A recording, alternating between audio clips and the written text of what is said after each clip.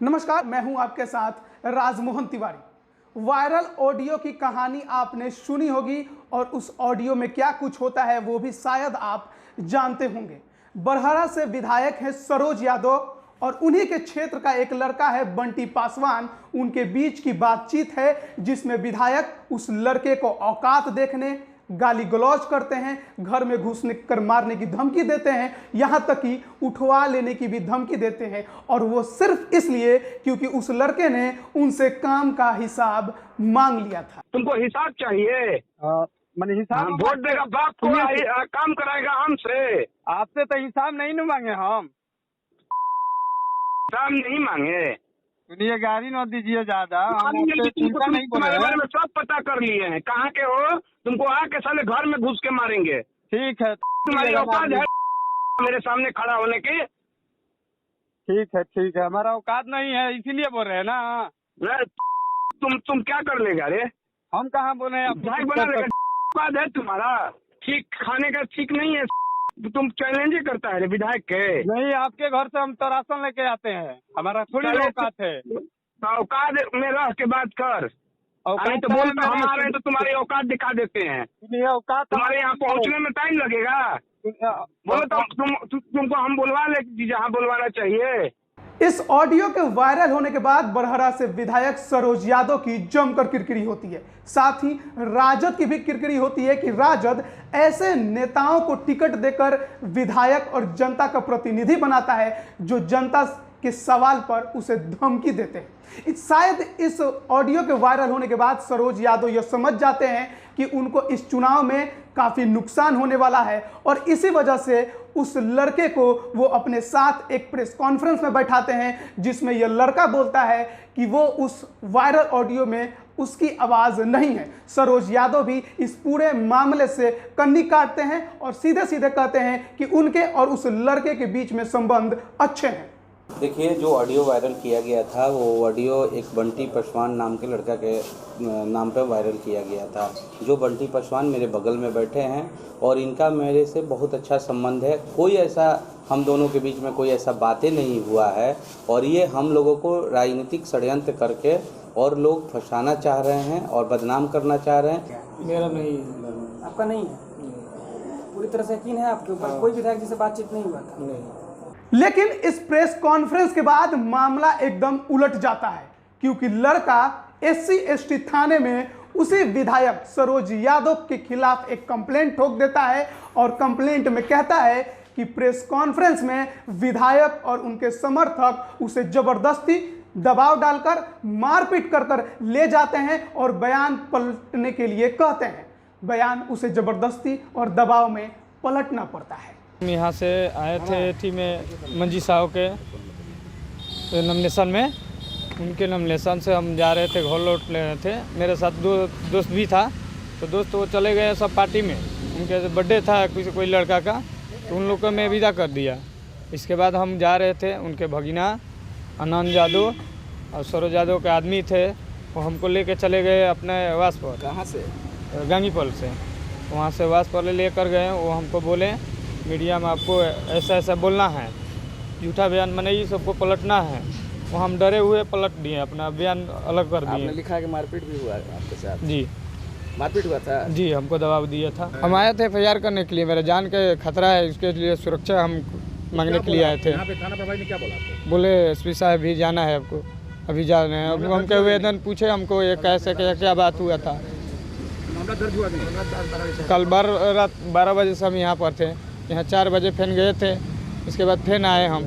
मामला दर्ज हुआ कि नहीं? मामला दर्ज हुआ है। लड़के द्वारा थाना में केस करने के बाद यह मामला जब अलग तूल पकड़ने लगता है और सरोज यादव के ऊपर लगातार दबाव बनने लगता है कि उन्होंने उस लड़के को जबरदस्ती अपने साथ बैठाकर प्रेस कॉन्फ्रेंस में बुलवाया है कि यह उसका ऑडियो नहीं है।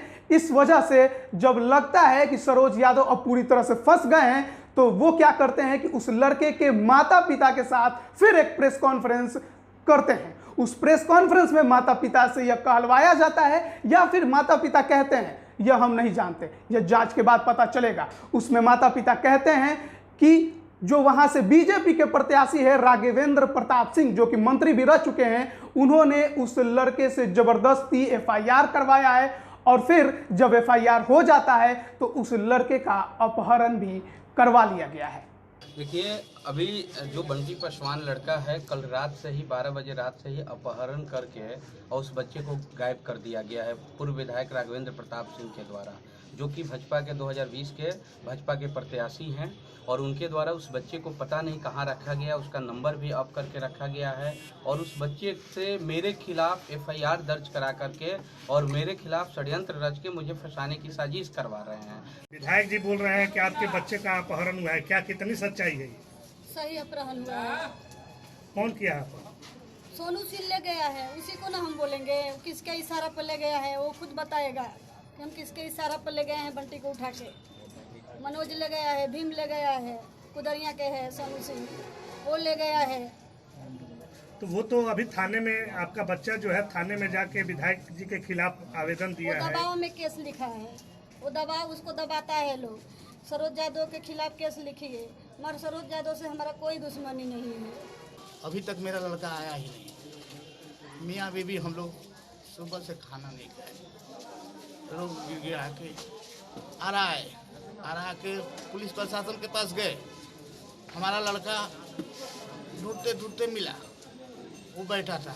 मैं बोला कि बेटा क्या बात है, तो उसकी आंसू जो है ना सूख गई थी, क्योंकि लड़का जो है ना रो रहा था ना हंस रहा था। देख के बहुत मुँह आया।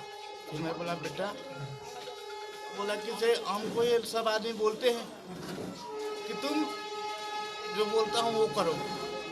मैं बोला बेटा डरो नहीं, मैं जिंदा जब तक हूँ कुछ नहीं होगा। अगर मरना होगा तो पहले मैं मर जाऊँगा, बाद में तुम मरना, लेकिन डरो नहीं। ये बोला कि नहीं पापा, हमको धमका रहे हैं, डरा रहे हैं। कौन डरा रहा है? मैं पूछा उससे, लेकिन वहाँ से मैडम बोली कि चलो यहाँ से कोई बात नहीं करना है, बाहर निकलो। अब जब बीजेपी के प्रत्याशी राघवेंद्र प्रताप सिंह पर भी यह आरोप लग जाता है कि राघवेंद्र प्रताप सिंह ने उस लड़के से जबरदस्ती FIR करवाई है और फिर उसका अपहरण करवा लिया है, उस लड़के को छुपा दिया है, तो उसके बाद हम पहुंचते हैं राघवेंद्र प्रताप सिंह के पास और उनसे भी उनका पक्ष रखने की, जानने की कोशिश करते हैं। क्या कुछ कहते हैं राघवेंद्र प्रताप सिंह, वो भी आप सुनिए। जवाब देने लगूंगा। वो चूंकि एक बार विधायक बन गए तो वो इस लायक हो गया कि राघवेंद्र प्रताप सिंह से जवाब मांगेंगे। इतना बोल देते हैं वही बहुत है। और मैं नियम कानून का पालन करता हूं, इसलिए मैं कभी किसी पर गलत आरोप लगाने का काम नहीं करता। लेकिन कोई गलत आरोप लगाएगा तो इसको हम टॉलरेट कहां से करेंगे? ये बात है।